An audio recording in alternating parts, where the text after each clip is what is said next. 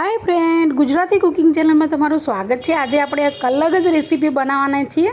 તો એના માટે મેં અહીંયા ડુંગળી, ટામેટું, વટાણા અને એક કેપ્સિકમ રેડ કલરનું અડધું એ ચોપ કરીને રાખેલું છે। હવે મિક્સર જારની અંદર આપણે પહેલાં કેપ્સિકમના પીસ છે અને ત્યાર પછી આપણે અહીંયા ડુંગળીના પીસ અને સાથે સાથે વટાણા પણ એડ કરીશું, જેથી કરીને આપણે છે ને આને ક્રશ કરવાનું છે। પણ ક્રશ કરવા માટે એકદમ ક્રશ કરવાનું નથી, અહીંયા ટામેટાં ક્રશ નહીં કરીએ આપણે, અને આને અધકચરું ક્રશ કરવાનું છે। એટલે પ્લસ મોડમાં 2 વાર ફેરવશો તો એવું અધકચરું સરસ મજાનું આવું બનીને તૈયાર થઈ જશે। બધા તમે જે પણ શાક લેવા માગતા હોય એ લઈ શકો છો। હવે આપણે રોટલીનો લોટ લીધો છે, એની અંદર બેઝિક મસાલા તો કર્યા છે, પણ એની સાથે આપણે ભાજી પાવનો મસાલો એડ કર્યો છે।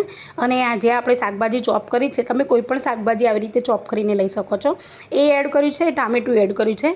ટામેટાને ક્રશ કેમ ના કર્યું, કારણ કે લોટ બાંધતીની સાથે જે થઈ જશે।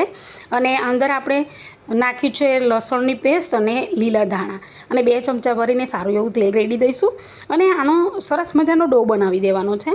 તો આ ડો છે ને થોડો કાઠો બનાવવાનો, કારણ કે ઓલરેડી બધા વેજીટેબલ જે ભાજીપાવમાં આવે છે એ લગભગ અહીંયા વાપરેલા છે, એટલે શું છે કે એનું પાણી છોડશે, એના કારણે શું છે કે લોટ ઢીલો થઈ જાય તો પછી પરાઠા બનાવવાની મજા નહીં આવે। તો ભાજીપાવના ટેસ્ટના જ પરાઠા એકદમ બેસ્ટ બને છે। તો હવે ડો આ રીતે ઢાંકીને મૂકી દેવાનો 5 મિનિટ, અને ત્યાર પછી થોડું તેલ રેડી અને આપણે એને સારી રીતે મિક્સ કરી લઈશું, મતલબ કે એને સારી રીતે ટૂંપી લેવાનો છે। તો આ રીતે ટૂંપી અને પછી આપણે એનું પરાઠા બનાવવાની શરૂઆત કરી દઈએ। તો અહીંયા થોડો ઢીલો લોટ થઈ ગયો જ છે, એટલે આપણે કોરા લોટની અંદર થોડું એડ કરી અને પછી આપણે આ રીતે પરાઠાના શેપમાં વણવાનું છે। આ રીતે થોડી અડધી રોટલી વણાઈ જાય ને એટલે પછી એની અંદર આ રીતે તેલ રેડીશું અને આંગળીઓના મદદથી આપણે એને આજુબાજુ બધી જગ્યાએ લગાવી દઈશું। અને ત્યાર પછી પરાઠાનો શેપ આપવાનો છે, એટલે અહીંયા ઉપર પણ તેલ લગાવી દઈશું વાળી અને બીજો એક પડ આ રીતે કરીશું, જેથી કરીને 4 ટાઈમ એના પીસ બનશે। એટલે આ જોવાની વસ્તુ એ છે કે આપણો પરાઠો જે રેગ્યુલર પરાઠો બનાવીએ છીએ ને એ જ છે।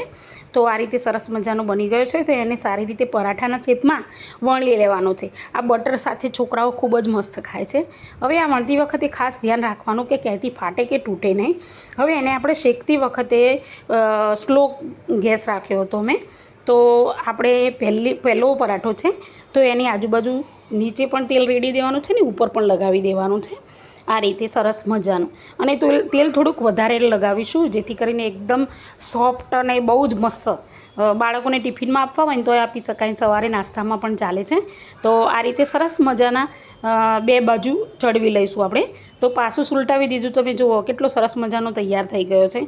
અને હવે ધીમે ધીમે એને શેકતા રહીશું, પણ બળી ના જાય એ વસ્તુનું ધ્યાન રાખવાનું ને। આપણે છે કે કોરો લોટ વાપર્યો છે, એટલે એવું વધારે ફ્લેમ ફાસ્ટ હશે ને તો બળી જાય અને એના કારણે ગંદો બને છે।